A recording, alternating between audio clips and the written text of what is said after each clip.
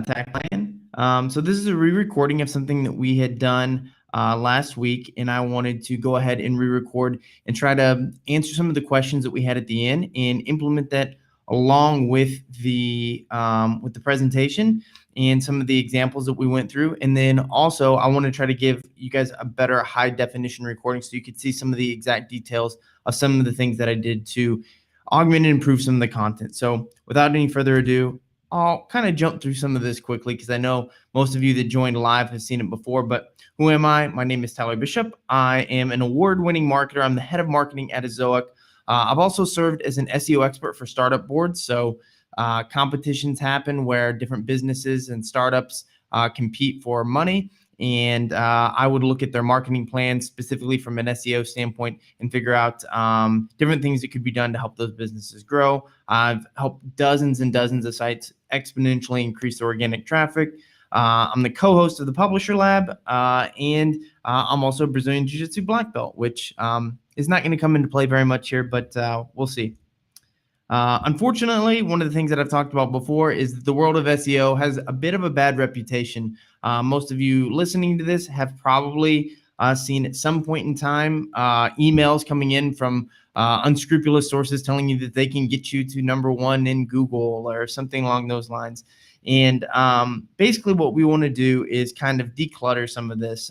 There's a lot of conspiracy theories and a lot of conjecture inside of the SEO world. I think part of that comes from Google being somewhat secretive about what factors really go into the way that content ranks and the different changes that they make, and not being 100% transparent in what those changes were and how they interact with different publisher websites.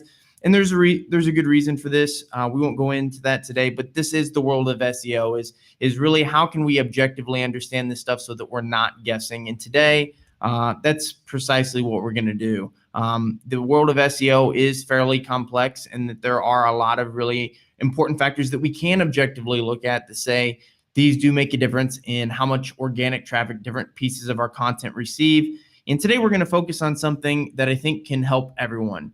And this was the difficult thing for me because I have to look at it and say, what advice can I give to everyone that is going to be able to benefit them? Everybody from people that are just getting started, that maybe have very little understanding of SEO, to the people that are already very advanced and have already a pretty good understanding of search ranking factors and how their content works with those different factors.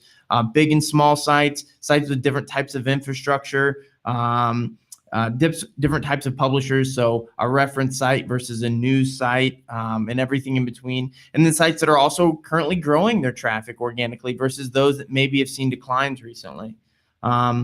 So the kind of go-to strategy that I have for this is making our existing content rank higher. So this is a strategy I've done for years and years. You can see some examples of sites that I've worked with here. All of them have seen exponential traffic growth, all at least by 50%, some 2,000% or greater. So this strategy does work. It is proven.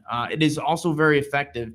The things that I'm going to show you as well are going to be disaster proof. So that means they do not involve deleting or changing things. So it prevents you from being able to implement this worrying that, hey, maybe I'm going to negatively impact something that is already ranking really well. Don't worry. This is a disaster proof strategy. And then something that's modern as well. So I've updated some of these things over time to take advantage of some of the existing changes that Google has made here recently, specifically relating to mobile stuff and then also search relevance.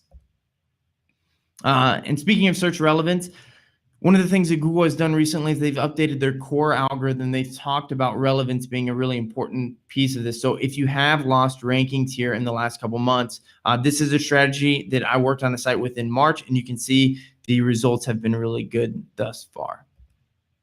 So this is a content-focused 1-month strategy. So I think most sites can implement this completely within 1 month and start seeing benefits, as we just saw in the example above.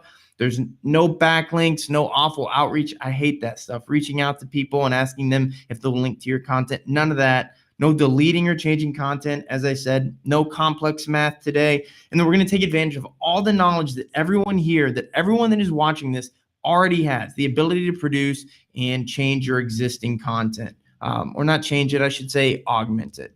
Augment is the proper word. So let's hop right in. I'm going to go into change my layout here so you guys can see my full screen.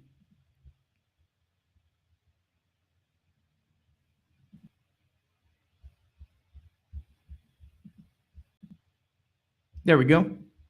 And so now we're going to hop right into SEMrush here. There's a lot of different tools that you can use to do this. I really like SEMrush. Most of you can get a free trial for this for at least 14 days, and that's all you would need it for to do what we need to do today.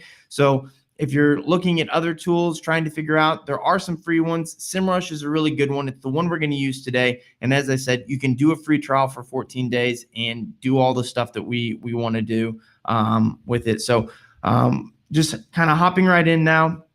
One of the things that we miss oftentimes is the fact that we, rather than focusing on creating new content that's going to maybe take a little bit of time to rank, we have content already that's ranking, but sometimes it's not ranking high enough to really be getting the volume of traffic that we want from it. So specifically stuff that's on page 2 and page 3 of search results. So what does that mean? Well, we have content right now that's ranking.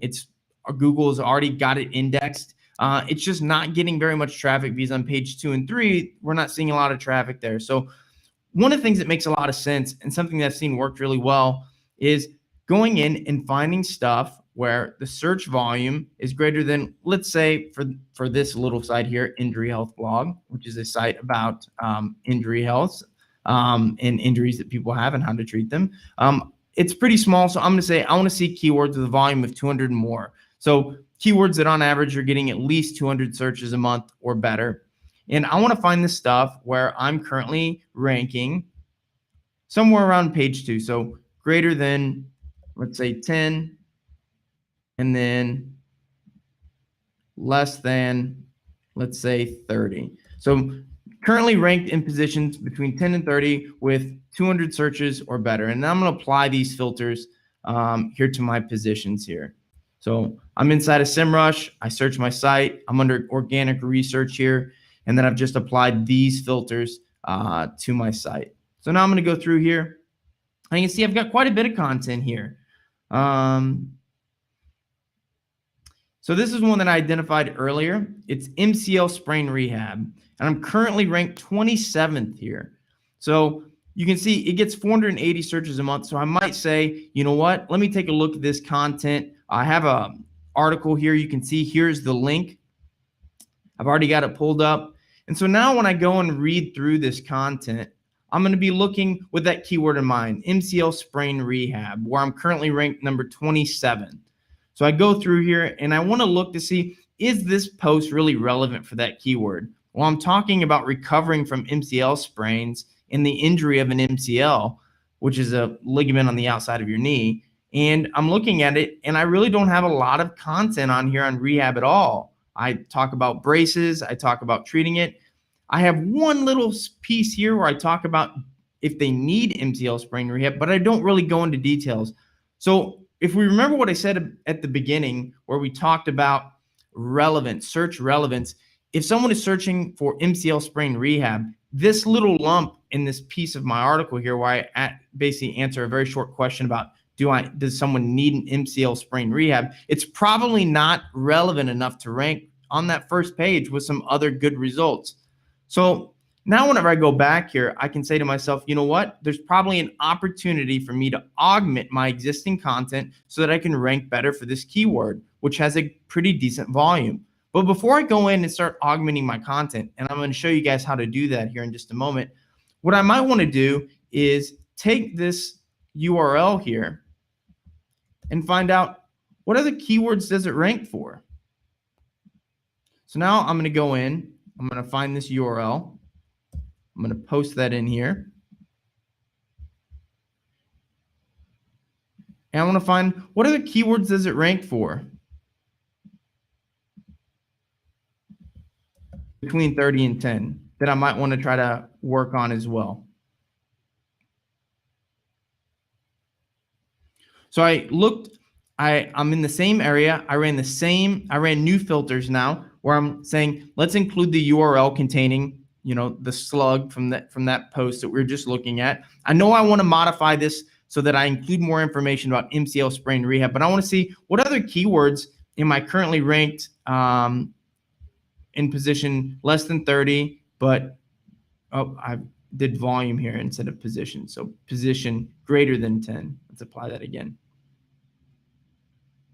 So again, I'm looking for positions between 10 and 30 that URL ranks for. And so I can see there's quite a bit here. So now if I'm going to go in and augment my content, there's quite a few keywords in here that I could start working on. But since I'm going to write about rehab, let's go ahead and just look at stuff where the keyword is containing the word rehab. So what other rehab related keywords are in here, 10 to 30 on that URL that I could potentially augment and modify? So you can see there's a couple here. So these keywords here all are getting traffic, but I'm not getting them because I'm not on page 1. And so if I'm going to add content to my post about MCL sprains, specifically related to MCL sprain rehabs, it would be good to target all of these different questions that people are typing into searches.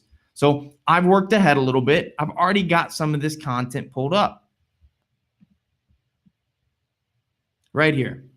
So you can see I've changed it. I've added some code at the top, so you can see that I'm going to add a whole new H2 section here and talk about what is the average MCL sprain rehab time. So this was one of those keywords from my list.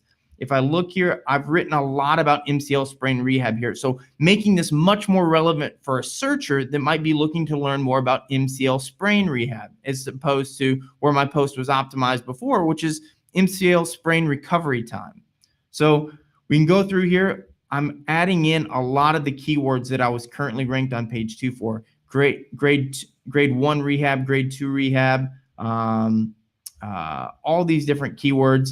I've got a lot more content in here now, specifically related to MCL rehab processes. I even talk about what exercises you might want to do for MCL rehab. I add another H2 section for that. And now I've even got some images here as well that have alt tags, or the alt image tag is also related to many of these keywords that I've talked about. So I'm really going to improve the SEO of my post for a lot of these keywords that I really wasn't even intentionally targeting originally. So if I go in to my WordPress now, so here I'm inside of my WordPress CMS, and I can see my original post here. So it talks about MCL sprain recovery time and a treatment protocol. Now, when I go through here, it's pretty easy to see. I use Yoast as a plugin. It's something I recommend. If I go down here to the very bottom, here's my Yoast. You can see when I originally wrote this post, I basically optimized it for the term MCL sprain, which if you look at some of the basic old school on-page SEO stuff, it's pretty well optimized for that specific key term. But if I type in rehab, you can see it's not quite as good. I haven't really talked about MCL sprain rehab in here, nor have I optimized this post for it. So what we're talking about here is discovering opportunities that content may accidentally be ranking for keywords that you didn't intentionally, try to get that piece of content to rank for. And so we're going to go in and I'm going to add this content that I've written now that is optimized for that keyword to this existing post. So what I'll do is I'll just copy this down.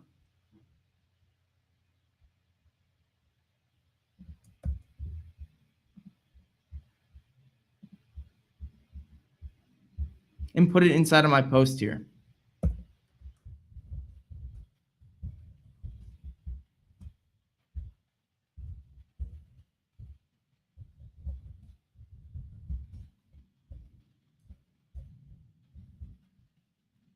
See, I'm making this an H2, letting people know that this is a brand new piece of content. And then you can see here, I'm changing my formatting.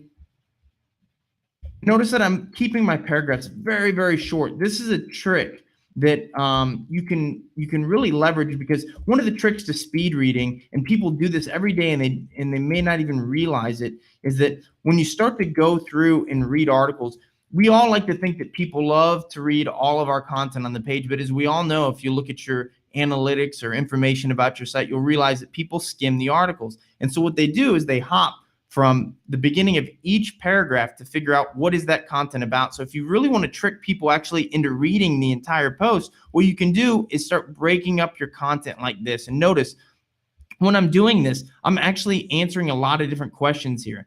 I talk about there's a difference between MCL recovery time and MCL sprain rehab time.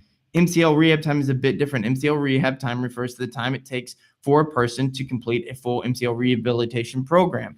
And a lot of times when I'm doing this and I'm answering these types of questions related to these keywords, I'm really focusing on what might produce a rich snippet when it's all said and done. So a rich snippet is a knowledge graph listing that you would see inside of Google search results. So a good example is if we type that in now, you can see that ucsfhealth.org has a rich snippet for this exact question. What is average MCL rehab time? So on average, it takes 6 weeks for an MCL injury to heal. When you're augmenting your content and you're specifically answering questions or you're looking at keywords, think about how can I provide an answer inside of my content broken up into certain pieces, maybe right after an H2 related to that specific query that might help me get listed here in knowledge graph. Because if Google picks up your knowledge graph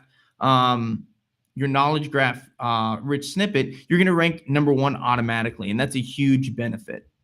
So we now go back to our post. I've got my piece of content in here. I've broken up into small pieces. I've even taken some bold here and kind of broken this up into different areas here. I just try to keep my content as choppy as possible to keep people reading it.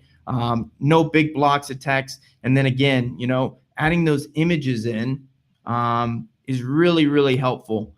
So you can see I've already got some images here.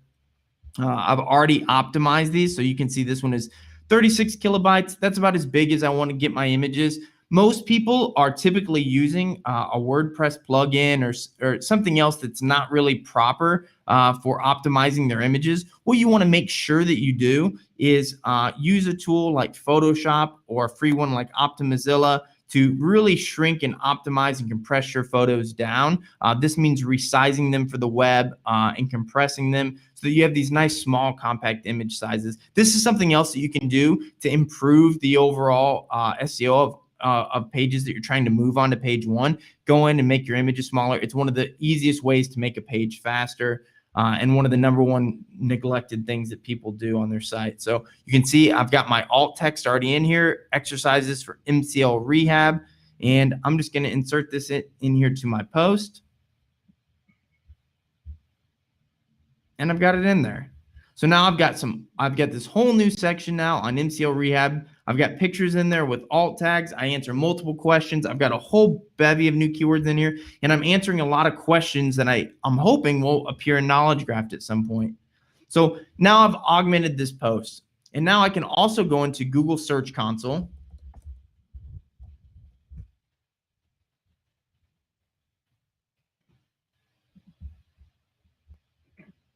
I'm going to change my account here so I'm in my proper one that's connected to this website.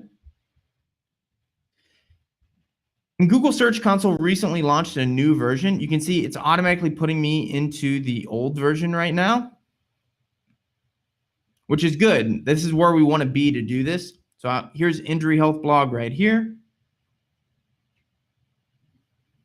But a lot of you may be inside of the new Search Console, which looks great. But to do what we need to do now, we want to be inside of the old Search Console. So what I want to do is go into Crawl, go to Fetches Google. And I want to take that slug from my article, which is this piece right here, the back end of that URL. Post it into here. And then I can tell Google, hey, I want you to recrawl this piece of content. And then once you've done that, you just go right here where it says request indexing. Tell Google you're not a robot. Tell it to only crawl that URL and then press go. And once you've done that, Google will automatically go in and recrawl your content and see that you've augmented it, add some new stuff to it that's going to make it rank better for those specific keywords. And you should start to see that content moving up the rankings for a lot of those keywords you just modified it for in just a number of weeks at the most. Usually you'll start to see stuff even in a number of days, but over the course of a few weeks, you'll start to see that content really rise. So you can imagine when you start doing this for lots of pieces of content, you're going to start to see traffic grow pretty exponentially over a pretty short period of time. You can see we've been doing this with Injury Health for a little while, and the results have been really, really good. Now, there's one other thing that I want to point out that's really important before you start doing this entire program, and that is big data analytics inside of Ezoic. Big data analytics can tell us a lot of really interesting information about our content. So there's a lot of different areas that we can go into. Today, I'm going to be looking inside of my big data analytics under content, and then I'm going to go to page details here. And I'm specifically looking at word count. And what word count is going to tell me is a lot of really interesting information about how my visitors engage with my content.